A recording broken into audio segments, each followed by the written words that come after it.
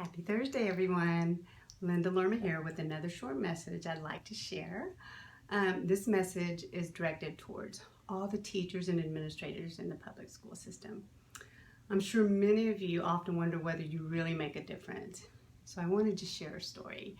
So I grew up in poverty in a small Texas town south of Houston. And my mother, she had a 7th grade education and gave birth to 5 children by the age of 21. She had 5 children, and I was the second oldest. Life was hard, and it became even harder when my father was tragically murdered when I was 12 years old.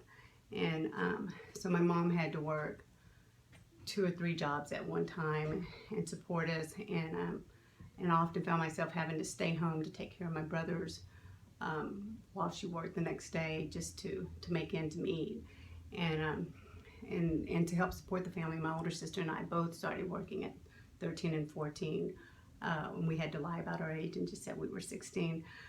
But during my early years of high school, I got in a relationship with a star of the football team, and he was real popular. And before you know it, I became pregnant and in my sophomore year, and just knowing the extreme difficulties of being a single mother, I was told that I should quit school. I was encouraged by several people saying that it would be tough trying to go to school and raise a child. But I resisted, because before my father died, so one thing he did say to both my sisters and I, that he wanted us to finish school, get a high school education, and he was insistent on that. And that's one thing that's always stayed in my head, that we've got to graduate. There's no one in our family that's done it. We've got to do it. And I remember just feeling lost and devastated, thinking I would let my father down if I quit school.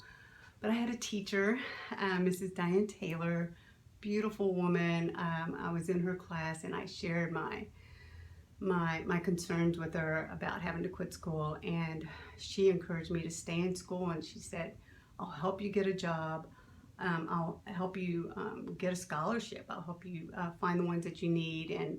And she really, her compassion and caring and not judging me really went a long way for me.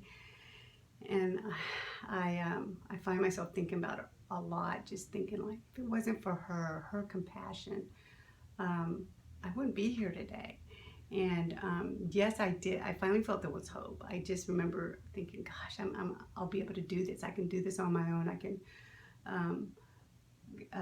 get out of this situation. I didn't stay with the father long. He ended up being he was physically abusive, and this was my ticket out of here. If I could just finish school. She encouraged me to just keep my grades up, and I was on fire at that point, like just knowing that I had someone to guide me and just show me the way out. So yes, I did get the scholarship. I ended up going to college and been able to financially support my family. I currently live in Austin, and I'm happy and successful and have a wonderful career. And my favorite part about my job is giving back to the community and helping people like me and my family that, if it wasn't for people like Mrs. Taylor and others that help guide children that were, that didn't have guidance at home, I'm just thankful for that. And I have 3 wonderful children and 4 healthy grandchildren. And I just want to say thank you from the bottom of my heart to all the teachers and administrators out there.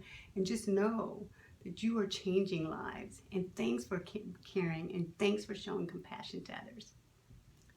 Love you, and have a great day. Thank you.